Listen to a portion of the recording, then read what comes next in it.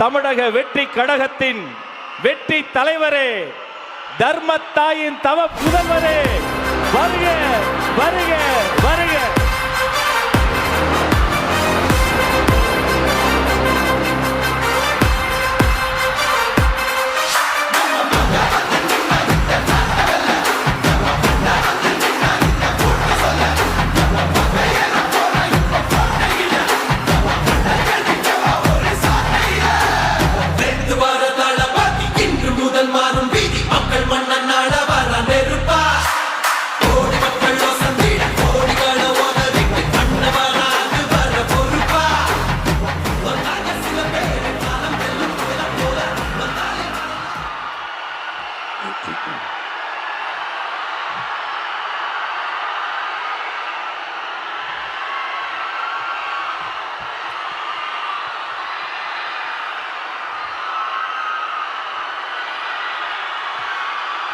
நன்றி நன்றி நன்றி.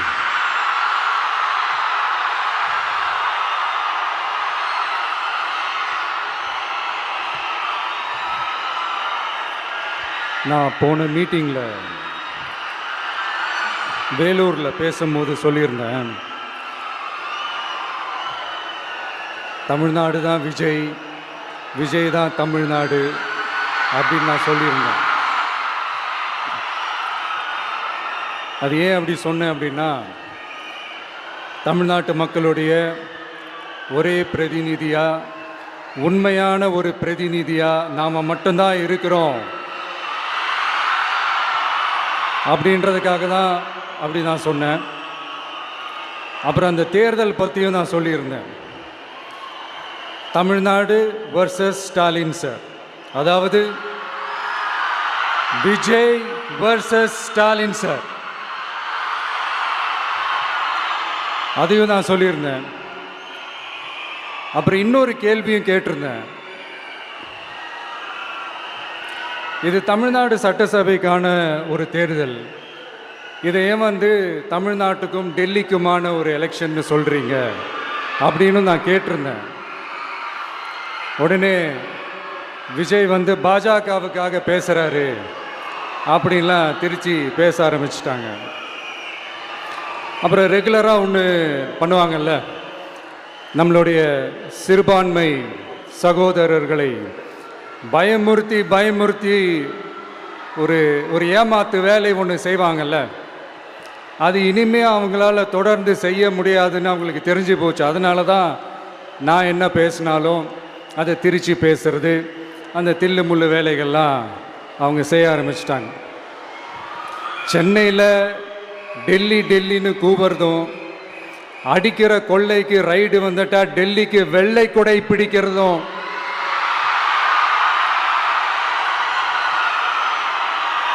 இதெல்லாம் யாருன்னு உங்களுக்கே நல்லா தெரியும். தமிழ்நாட்டை காப்பாற்றுறது திமுக தான், தமிழ்நாட்டை பிழைக்க வைக்கிறது திமுக தான், இதெல்லாமே பண்ணுறது திமுக தான், ஸ்டாலின் சார் தான். இதெல்லாம் ஒர்க் அவுட்டே ஆகாது பாஸ்.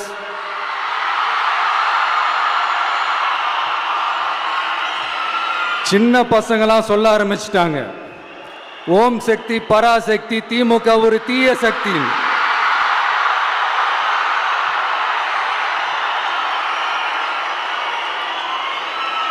அதனால இந்த தமிழ்நாடு இன்னொன்று வேற ஒன்று சொல்றாங்க. அது என்னடான்னா, தமிழ்நாட்டு அணி டெல்லி அணியா. கிரிக்கெட்ல கூட தமிழ்நாட்டு அணியை டெல்லி அணியால தொட்டு கூட பார்க்க முடியாது.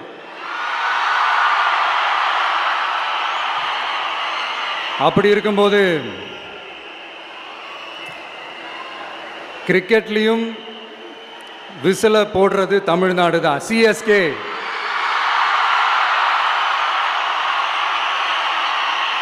வரப்போற எலெக்ஷன்லையும் விசில போட போறது நம்ம டிவிக்கே தான். தமிழ்நாடு தான் டிவிக்கே, டிவிக்கே தான் தமிழ்நாடு. இந்த அணி அந்த அணி டெல்லி அணி இதெல்லாம் அனைத்தும் உடைஞ்சி நொறுங்கும், டிவிக்கே அடிச்சு நொறுக்கும்.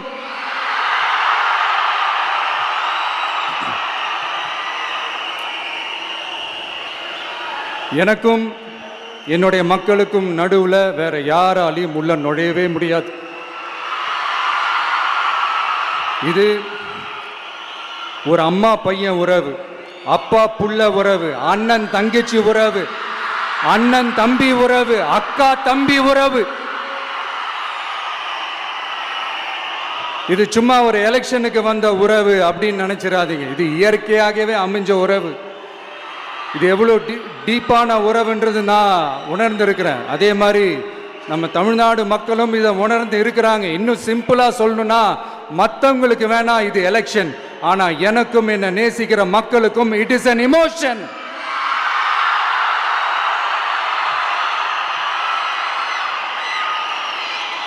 And it is not an ordinary emotion. It is a powerful oceanic emotion. இப்படி இருக்கும்போது வீட்டுக்கு வீடு விஜய், தமிழ்நாட்டுக்காக விஜய், வெற்றி பேரணியில் தமிழ்நாடு, இதெல்லாமே 100% இந்த எலெக்ஷன்ல அது ப்ரூவ் ஆகும்.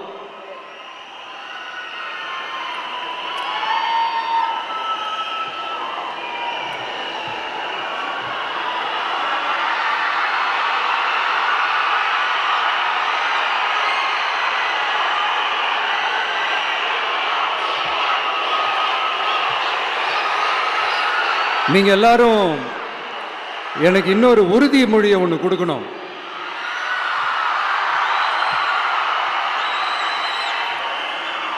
ஊழலற்ற உண்மையான சமூக நீதியை நிலைநாட்ட நம்ம ஆட்சியை அமைப்பீங்க தானே? உங்களை தான் கேட்கிறேன், நம்ம ஆட்சியை அமைப்பீங்க தானே? இந்த விஜய்க்கு ஒரு வாய்ப்பு கொடுப்பீங்க தானே?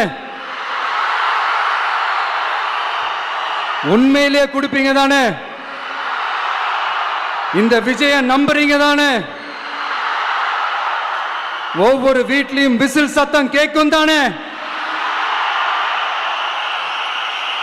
அந்த விசில் சத்தம் ஒவ்வொரு பூத்லயும் புயலா ஒலிக்கும் தானே? Thank you, thank you, thank you.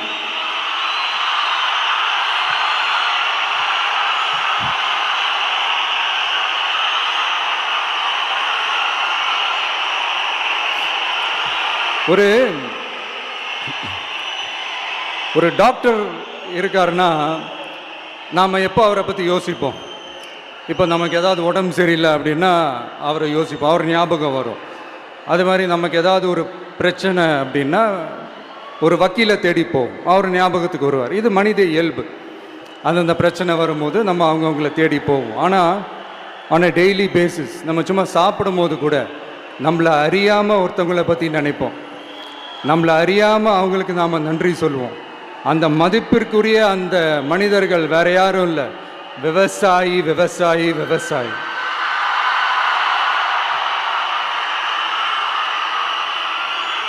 அவங்க பார்க்கறதுக்கு வேணா சாதாரணமாக இருப்பாங்க, ஆனால் அவங்க சாதாரணமான மனிதர்கள்லாம் கிடையாது.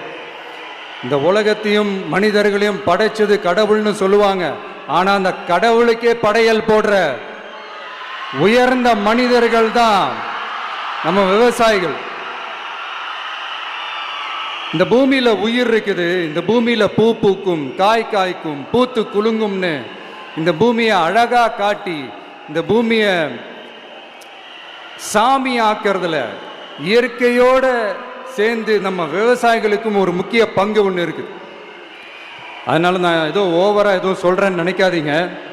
எனக்கு இந்த அடுத்த ஜென்மம் மறுபிறவியை பற்றியெல்லாம் எனக்கு தெரியாது. அது உண்மை அப்படின்னா அடுத்த ஜென்மத்தில் நான் ஒரு விவசாயி குடும்பத்தில் பிறக்கணும்னு ஆசைப்படுறேன்.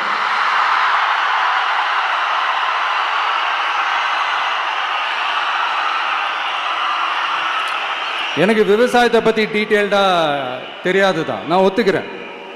அதனால் மற்றவங்க மாதிரி நானும் டெல்டாக்காரன் தான் அப்படின்னு உங்கள் காதில் டால்டா ஊத்தலாம் நான் வரல. எனக்கு விவசாயத்தை பற்றி டீட்டெயில்டாக தெரியலனா கூட அவங்க படுற கஷ்டங்களை பற்றி எனக்கு நல்லாவே தெரியும். நம்மளுடைய முதல் அரசியல் பயணம் தொடங்கினதே அந்த பரந்தூர் விஷயத்தை கையில் எடுத்து தான்.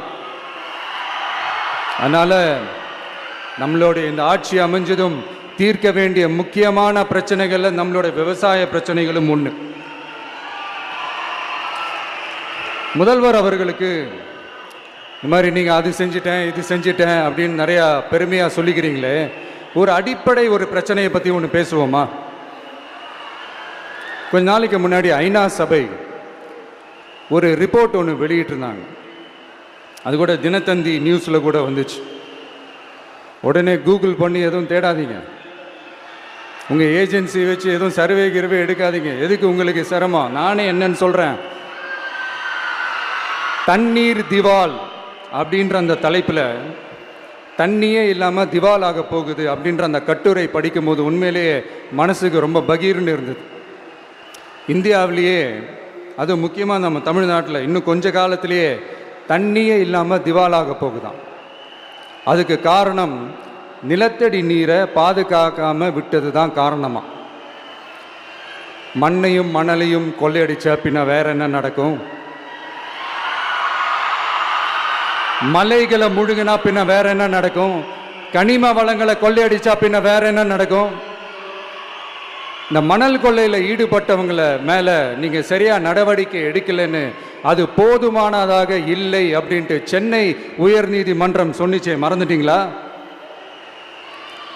இந்த மணல் கொள்ளை, கனிம வள கொள்ளை, இதுக்கெல்லாம் காரணம் மணல் மாஃபியா குரூப் தான் மதுரை உயர்நீதிமன்றம் அந்த கிளை சொன்னிச்சு. அதை மறந்துட்டீங்களா?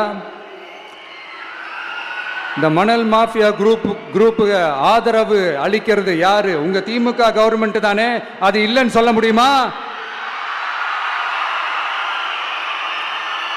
அவங்களோட டீலிங்ல இருக்கிறது யாரு? நீங்க தானே. அது இல்லைன்னு சொல்ல முடியுமா? தண்ணி திவாலாக போகுது, மணல் திவாலாக போகுது, கனிம வளம் திவாலாக போகுது. மொத்தத்தில் உங்க ஆட்சியில் தமிழ்நாடு திவாலாக போகுது. கடன் மேலே கடன் வாங்கிட்டு உங்க கவர்மெண்ட்டே குப்புரட்சி படுத்துக்குச்சு. உங்ககிட்ட பேசுறதும் ஒன்று தான். சரி, அதை விடுங்க.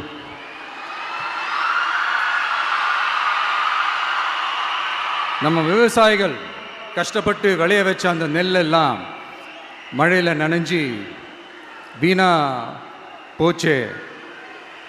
டெல்டாக்காரன்னு சொல்லிக்கிற நீங்கள் அதை எதாவது கவனிச்சிங்களா? அவங்களுடைய போராட்டம் எதுக்காவது கூட போய் நின்றுக்கிறீங்களா? கூண்டாஸில் மட்டும் போடுவீங்க. இதானே உங்களுடைய அந்த சாதனை. பரந்தூர் பிரச்சனை, உங்களுடைய உண்மையான நிலைப்பாடு என்ன?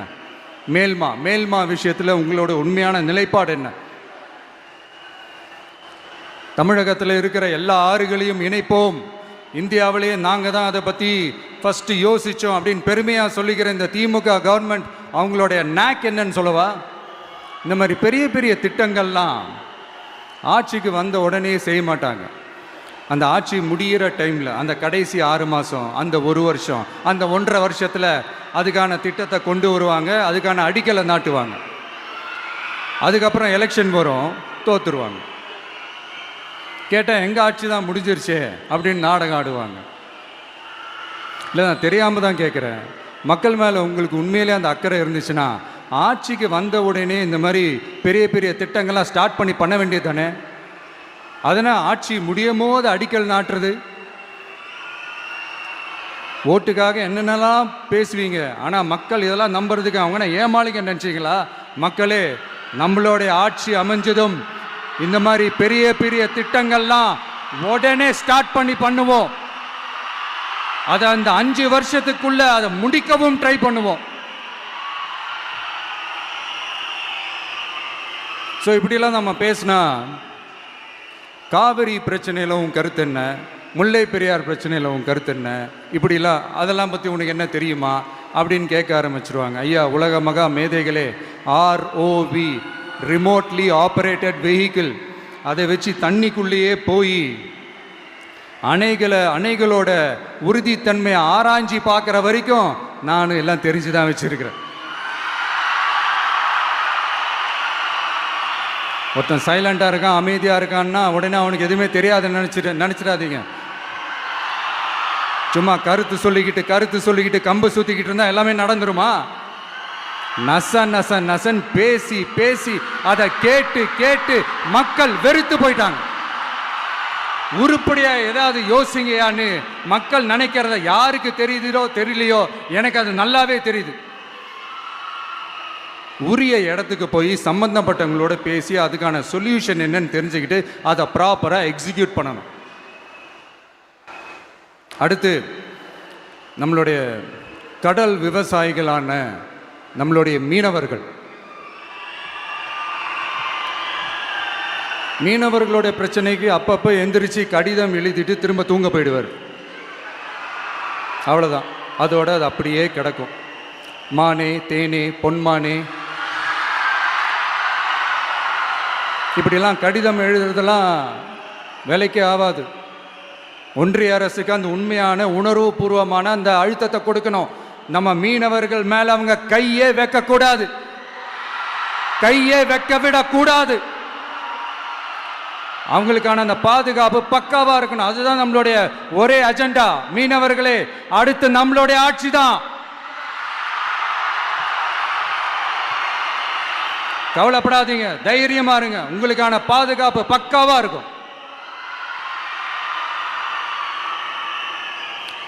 இப்படி இருக்கும்போது அடுத்ததும் நாங்க தான் அப்படின்னு சிஎம் சார் சொல்லுவாங்க. அதெல்லாம் நடக்கவே நடக்காது. 2வது முறை வந்ததெல்லாம் சரித்திரமே கிடையாது.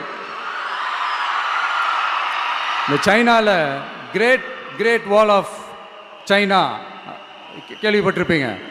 அதோடைய நீளத்தை விட பெரிய டாஸ்க் இது. ஆனானப்பட்ட அவங்க அப்பாவாலே முடியல.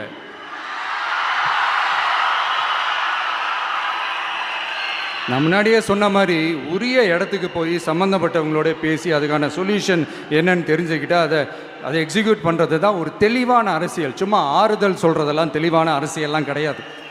அதெல்லாம் ஒரு ஹம்பக் அரசியல். அரசியலுக்கு வந்துட்டா கலெக்ஷன் பார்க்கலாம் அப்படின்றதெல்லாம் அரசியல் கிடையாது. உண்மையிலே மக்களுக்கான அந்த உழைப்பு இருக்கணும். அதனால தான் நாம் அரசியலுக்கு வந்திருக்கிறோம். இது எதிரிங்களுக்கு நல்லாவே தெரியும். அதனால தான் நம்மளை சுற்றி அத்தனை சதிகள். அதில் முக்கியமான சதி என்ன தெரியுமா? இதை பாரு, ஒன்று நீ இல்லைனா நான் இல்லைனா நீ இல்லைனா நான். நமக்குள்ள வேற எவனும் நடுவில் வந்துடக்கூடாது. நாம 2 பேரால மட்டும்தான் மக்களை ஈஸியா ஏமாற்ற முடியும். இந்த விஜய் வந்ததுனால நமக்கு பொழப்பே போச்சு. மக்கள் வேற அவனை தான் நம்புறாங்க.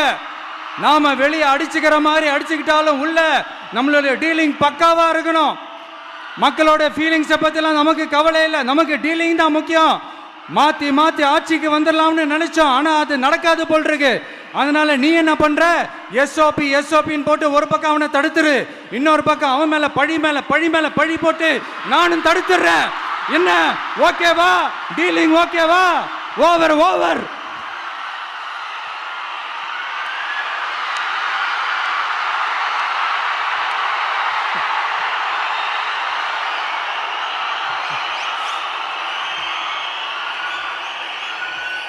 இல்லைங்க, உண்மையிலேயே சிரிக்கிறதா என்ன பண்ணுறதுன்னு எனக்கு தெரியல. உண்மையிலே இப்படி தான் இருக்கு அவங்க டீலிங்லாம்.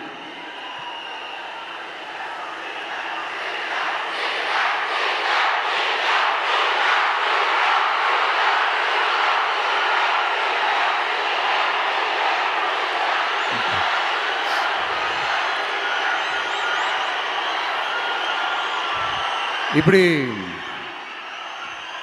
பழி மேலே பழி போட்டு கரூரில் ஆரம்பித்து நம்ம ஜனநாயகன் படம் ரிலீஸ் வரைக்கும். ஆனால் அந்த ரிலீஸ் பிரச்சனையில் நிறைய பேர் குரல் கொடுத்தாங்க. முக்கியமாக நம்மளுடைய முதல்வர் அவர்கள் கூட பூசி மொழிகி பட்டும் படாமல் குரல் கொடுத்தாங்க. But what ever it is, குரல் கொடுத்த அவங்களுக்கும் மற்றவங்க எல்லாருக்கும் இந்த நேரத்தில் என்னுடைய நன்றியை தெரிவிச்சுக்கிறேன். இப்படி நாம் வெளிப்படையாக பேசுறதுனால சிஎம் சாரோட மனநிலை இப்போ எப்படி இருக்கும் தெரியுமா? ஏற்கனவே கட்சிக்காரங்க தொல்லை தாங்க முடியல, தூங்க விட மாட்டேறாங்க. இந்த விஜயும் வந்து தூங்க விட மாட்டான். நம்ம பாட்டுக்கு ஹைவேல சைக்கிளில் சோலாவா போலான்னு நினைச்சோம். இவன் நாடானா மக்கள் சக்தியோட வந்துட்டு இருக்கான். இவன் தான் கேள்வி கேட்கறான்னு பார்த்தா மக்களையும் கேள்வி கேட்க வைக்கிறான். 1000 ரூபாய் கொடுத்துட்டு இருந்தோம், 5000 ரூபாய் கொடுத்து ஏமாத்தலான்னு பார்த்தா அதையும் கேள்வி கேட்க வைக்கிறான். விசில் சத்தம் வேற விண்ண முட்டுது. கூட்டணி கட்சிகள் தொல்லை வேற தாங்க முடியல. இவன் பண்ற பிரச்சாரத்தையாத்த முடக்கலான்னு பார்த்தா அப்பவும் மக்கள் அவன் பின்னாடி தான் நிக்கிறாங்க. என்ன பண்றது ஏது பண்றதுன்னு தெரியாத ஒரு மனநிலையில இருப்பாரு. ஆனா சார், நீங்க இந்த விஜயம் முடக்கலாம், ஆனா ஒவ்வொரு வீட்டில் இருக்கிற ஒவ்வொரு விஜயும் ஒவ்வொரு விஜயையும் உங்களால முடக்கவே முடியாது.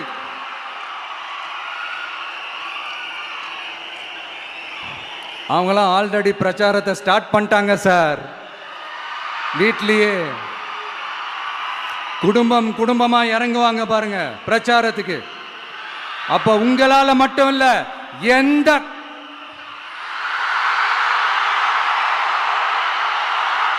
யாராலையும் தடுக்க முடியாது.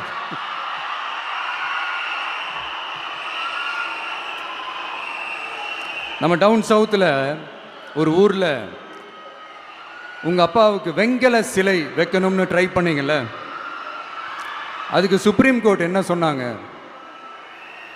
மக்களோட பணத்தில் யாருக்கு புகழ் பாட பார்க்குறீங்க அப்படின்னு கேட்டாங்கல்ல. அதுக்கு என்ன அர்த்தம் தெரியுமா? ஊராம் வீட்டு நெய்யில் உங்க வீட்டுக்கு ஸ்வீட் செய்யாதீங்க. எப்படி? ஊராம் வீட்டு நெய்யில் உங்க வீட்டுக்கு ஸ்வீட் செய்யாதீங்கன்னு அர்த்தம். மக்களோட ஒரு அடிப்படை வாழ்வாதாரத்துக்கு ஏதாவது பிரச்சனைக்குன்னு கேட்டா நிதி சுமைன்னு சொல்றீங்க. சிலை வைக்கிறதுக்கு மட்டும் எங்கிருந்து சார் காசு வருது?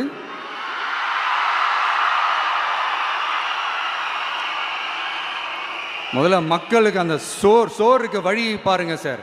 சிலை வைக்கிறத பத்திலாம் அப்புறமா யோசிக்கலாம். கேஸ் சிலிண்டருக்கு மானியமா 100 ரூபாய் தரேன்னு சொன்னீங்களே, என்னாச்சு? கரும்புக்கு ஆதார விலையா 4000 ரூபாய் தரேன்னு சொன்னீங்களே, என்னாச்சு? ரொம்ப நாள் கல்யாணமே ஆகாம இருக்கிற பெண்களுக்கு அவங்களுடைய கல்வி தகுதிக்கு ஏற்ப அரசு வேலை கொடுப்போம்னு சொன்னீங்களே, என்னாச்சு? இதெல்லாம் வெறும் சாம்பிள் தான். இதோட ஹைலைட் ஒன்று இருக்கு. மாநில அரசால முடியவே முடியாதுன்னு தெரிஞ்சுக்கிட்டோம், நாங்க வந்தா நீட்டை ஒழிப்போம். ஆகா ஆகா ஆகா ஆகா, எவ்வளவு பெரிய ஒரு மோசடி இது!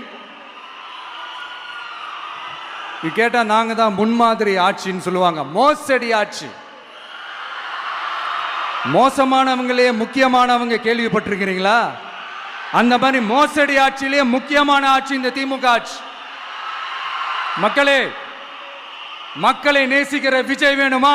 மக்கள் விரோத ஆட்சி நடத்துற ஸ்டாலின் சார் வேணுமா?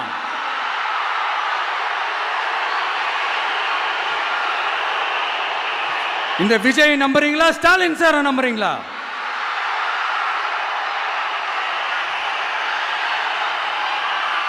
இந்த சத்தத்துக்கு அர்த்தம் தெரியுமா சார்? ஸ்டாலின் தொடரட்டும் அப்படின்னு அர்த்தம் கிடையாது. தீய சக்தி திமுக ஆட்சி மறையட்டும், தூய சக்தி டிவிகே ஆட்சி வரட்டும். நானும் உதிக்கட்டும்னு சொல்லாம்னு நினைச்சேன், பார்த்தா அதை வேற திருச்சி பேச ஆரம்பிச்சிருவாங்க. திருநெல்வேலியில், நாங்குநேரியில் இப்போ ரீசெண்டாக ஒரே லைனில் சொல்லணும்னா, நம்ம நண்பர் ஒருத்தர் ட்வீட் போட்டிருந்தாரு, அதையே சொல்கிறேன். ஸ்டாலின் தொடரட்டும், சட்டம் ஒழுங்கு சந்தி சிரிக்கட்டும். இதுதான் அந்த பிரச்சனைக்கு ஒரே லைன்.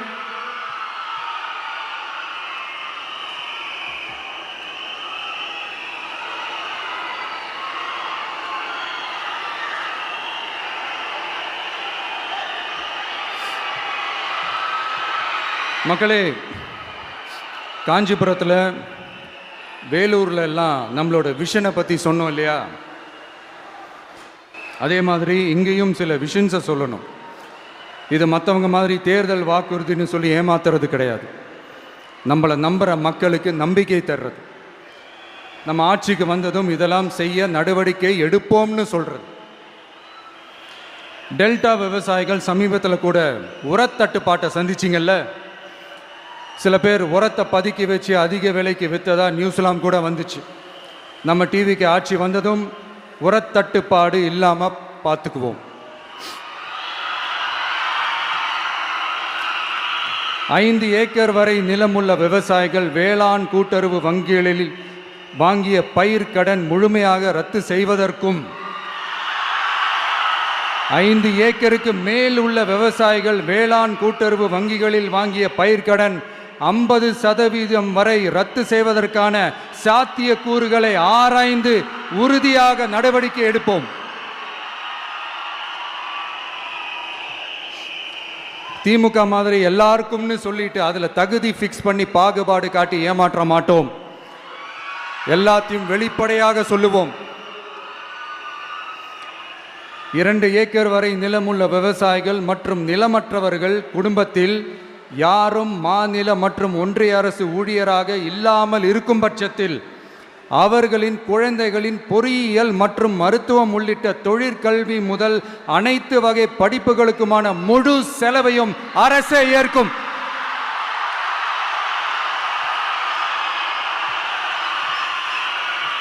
விவசாயிகளின் விருப்பத்திற்கு எதிராக எந்த திட்டமாக இருந்தாலும், ஒன்றிய அரசின் நெருக்கடியே இருந்தாலும் அந்த திட்டத்தை உங்களுடைய டிவிகே ஆட்சி முழுமையாக நிராகரிக்கும்.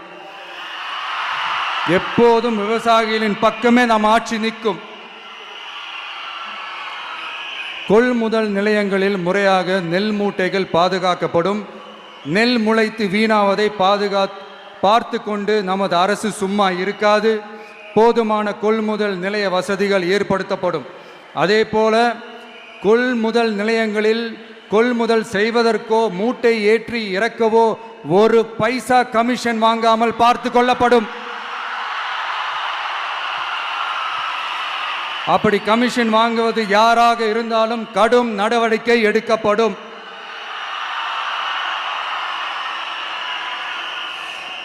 ஐநூறு ரேஷன் கார்டுகளுக்கு 1 ரேஷன் கடை என்ற வரையறை நிர்ணயிக்கப்படும்.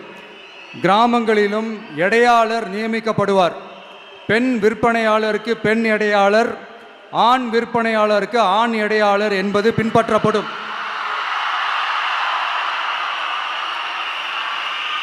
ரேஷன் கடைகளில் அரிசி தவிர அனைத்து பொருள்களும் பாக்கெட் செய்து விநியோகிக்கப்படும். மீனவர்களுக்கு ஒன்றிய அரசு சட்டப்படியான பாதுகாப்பை உறுதி செய்ய வேண்டும். அதற்கான உண்மையான உணர்வுபூர்வமான அழுத்தத்தை ஒன்றிய அரசுக்கு நமது டிவிக்கு அரசு கொடுக்கும். நான் மீண்டும் சொல்றேன். கல்வி, மருத்துவம், ரேஷன், குடிநீர், சாலை வசதி, பஸ் வசதி, இது மாதிரி அடிப்படை விஷயங்களுக்காகத்தான் நம் அரசு முதல்ல முக்கியத்துவம் கொடுக்கும். எனக்கு நம்மளோட குழந்தைகள், நம்ம பெண்கள், நம்ம இளைஞர்கள் லைஃபுக்கு முன்னுரிமை கொடுக்கணும். அரசு வேலை வாய்ப்புகள் மட்டும் இல்லாம தனியார் வேலை வாய்ப்புகளுக்கான வழியையும் உத்தரவாதத்தையும் உருவாக்கணும். அப்படி நாம் உருவாக்கிட்டாலே அவங்களுக்கான ரூட்டை நம்ம இளைஞர்கள் அவங்களே தேர்ந்தெடுத்துப்பாங்க. இத்தனை கோடி அத்தனை கோடி ஒப்பந்தம்னு சொல்லி விளம்பரம் மட்டும் செய்யாம உண்மையான ஒப்பந்தம் போட்டு வெள்ளை அறிக்கை வெளியிட்டு அதை செயல்படுத்தினாலே போதும், எல்லாம் தன்னாலே நடக்கும். இங்க என்னனையும் சொல்ல நினைக்கிறேன். இங்க அடுத்து நாங்க தான் நெஞ்ச நிமித்திரி கூவுற யாராச்சும் நாங்க ஊழலே செய்யாதவங்கன்னோ ஊழல் செய்யவே மாட்டோம்னோ நெஞ்ச தொட்டு மனசாட்சியோட சொல்ல முடியுமா? ஆனா நாம இன்னைக்கு இல்ல, ஆட்சிக்கு வந்ததுக்கு அப்புறமும் ஓப்பனா தில்லா கட்ஸா சொல்லுவோம். ஊழல் லஞ்சம் இல்லாத ஒரு ஆட்சியை கொடுக்க உண்மையா ட்ரை பண்ணாலே போதும், எல்லாம் தன்னாலே நல்லா நடக்கும். எல்லாரும் கொஞ்சம் கை இப்படி வைங்களேன். எங்க ஓட்டு எங்க உரிமை. எங்களை யாரும் விலைக்கு வாங்க முடியாது. எங்க ஓட்டு விசில் சின்னத்துக்கு தான். யாரையும் நம்பி ஏமாற மாட்டோம். எங்க வார்த்தையிலிருந்து மாற மாட்டோம். இது நிஜம். தேங்க்யூ.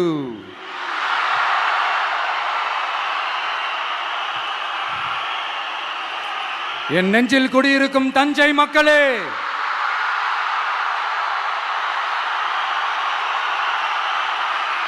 என் நெஞ்சில் குடியிருக்கும் வேலூர் மக்களே,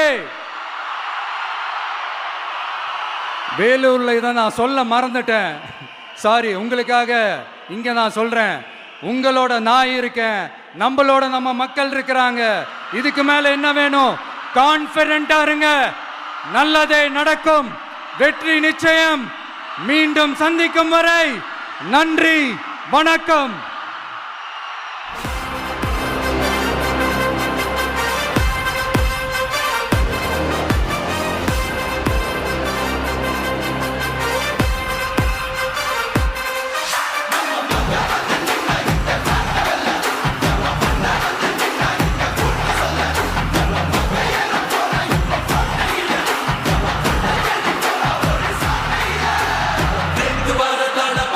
வெற்றி தலைவர் அவர்களுக்கு சிறப்பு பரிசு வழங்க தஞ்சாவூர் மத்திய மாவட்ட கழக செயலாளர் அண்ணன் விஜய் சரவணன் அவர்கள் வருகிறார். நெற்கதிரை வெற்றி கழக கொடி சுற்றிய நெற்கதிரை உயர்த்து பிடிக்கிறார்கள். அந்த கதிர் போல வளரட்டும் கழகம். சோளத்தில் செய்த வெற்றி மாலை விவசாய மண்ணை வணங்கி வெற்றி தலைவர் உங்கள் முன்னால் உயர்த்தி பிடிக்கிறார். அவரை தொடர்ந்து சர்வ மத அடையாளம் மும்மதங்களும் சேர்ந்த கோலை உயர்த்தி பிடிக்கிறார். நிசாம் அலி வழங்குகிறார்.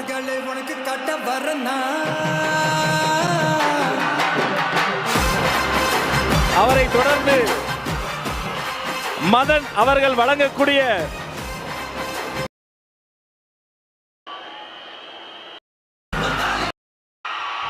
இதோ சோழ மண்ணில் தமிழக வெற்றி கழகத்தின் வெற்றி தலைவரே, தர்மத்தாயின் தவ புதல்வரே, வருக வருக வருக.